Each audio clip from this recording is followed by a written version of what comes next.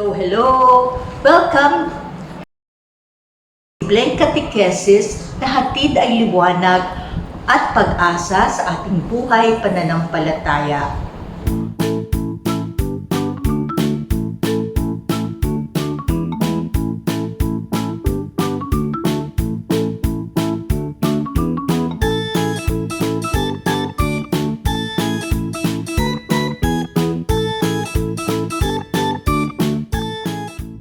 Ngayong buwan ng Setyembre ay buwan ng katekesis at ng mga katekista.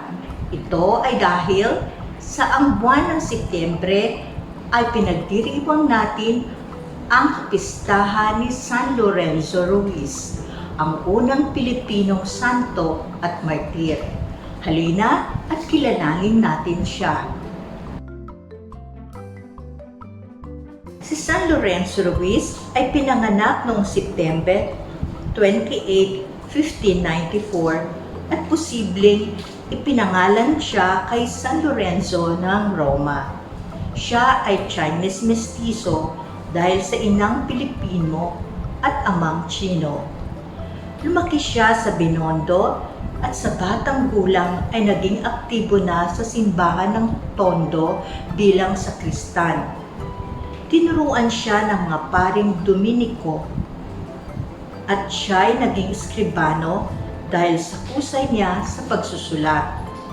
Hindi kalaunan, siya ay naging miyembro at nagturo ng katekismo sa Confradia del Santissima Rosario. Nakapag-asawa siya at nagkaroon ng 3 anak. Pero hindi naging madali ang mga sumusunod na pangyayari sa buhay ni Lorenzo. Taong 1636, habang eskribano sa parokya, siya ay napagbintangang pumatay sa isang gwardiya sibil, kaya nagpasaklolo siya sa mga kaibigang pari na noon ay naghahanda para sa kanilang misyon patungo sa Japan. Napasama siya sa mga Dominikanong sakay ng barko na sina Antonio Gonzales, Guillermo Cortez at Miguel de Alzaraza, isang paring Hapones, at si Vicente Shiwosuka de la Cruz at si Lazaro ng Kyoto, isang Ketongin na nagsilbi bilang interpreter. Sumakay sila sa galyon na dumaan pa sa Abukay, Bataan. Ang simbahan ni Santo Domingo ay nagsilbing lugar na pansamantalang tinuluyan ng grupo. June 10, 1636, sila ay nagsimulang maglayag at matapos ang ilang buwang paglalakbay, nakarating ang grupo nila sa Okinawa, Japan. Ang bansang Hapon noon ay nagsara ng kanilang pinto para sa mga Kristiyano at nagpataw ng mahigpit na parusa para sa mga nahuhuling nagpa-practice ng pananampalataya. Pagkadaong nila sa Japan, sila ay agad na nahuli at kinulong. Pagkalipas ng halos 2 taon, ay dinala sila sa Nagasaki para hatulan. Dito sila pinagtawan ng mga marahas na paghihirap. Ang kanilang mga dalang krus, rosaryo at iba pang pagpapakilanlan bilang Kristiyano ay kinuha sa kanila, sinunog, winasak at tinapakan sa kanilang harap.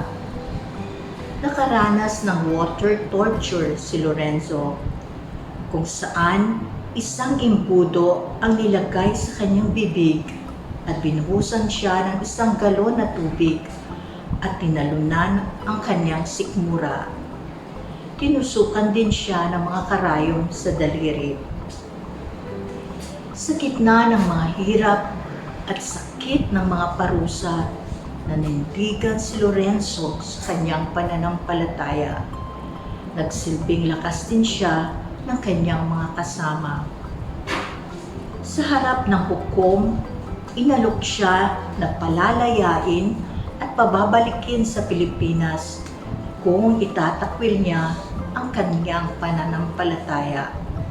Ngunit nanindigan si Lorenzo at matapang na winika, "Ako ay pinanganak na Kristiyano at mamamatay na Kristiyano. Kung mayroon man akong 1,000 buhay, iaalay ko pa rin ito kay Kristo." Noong September 27, 1637, si Lorenzo at ang kanyang mga kasama ay pinaglakad na nakatali ang mga kamay sa likod at may kahoy na dala papuntang bundok ng Mishasaka.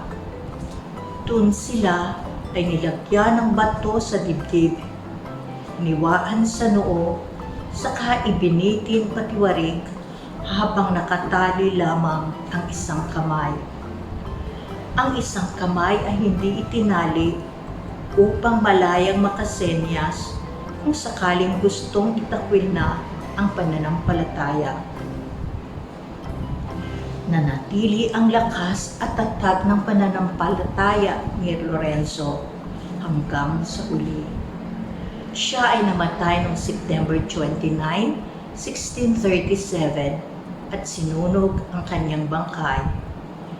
Noong 1981, si Lorenzo ay ginawang blessed ni Pope John Paul II sa kanyang pagbisita dito sa Pilipinas.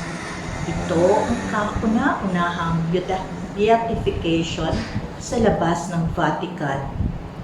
1987 naman siya idiniklarang santo dahil sa milagrong nangyari sa pamamagitan niya. Si San Lorenzo Ruiz ang kauna-unahang Pilipinong santo at martir. Siya ang patron ng mga katekista dahil sa pamamagitan ng kanyang pag-aalay ng buhay na walang pag-aalinlangan ay ipinakita niya ang pagsunod sa turo at halimbawa ni Jesus. Siya rin ang patron ng OFW at mga lingkod simbahan. San Lorenzo Ruiz, ipanalangin mo kami. Maraming salamat po sa inyong pakikinig. Ito po si Tess Alfano ng Catechetical Ministry. Abangan ang mga susunod na episode ng Sikat. Mga kaparokya, mag-like and subscribe na po sa ating official YouTube channel www.youtube.com/hfprojas at sa ating Facebook page www.facebook.com/hfprojas at manatili nakatutok sa ating Facebook page para sa mga updates. Maraming salamat po mga kaparokya.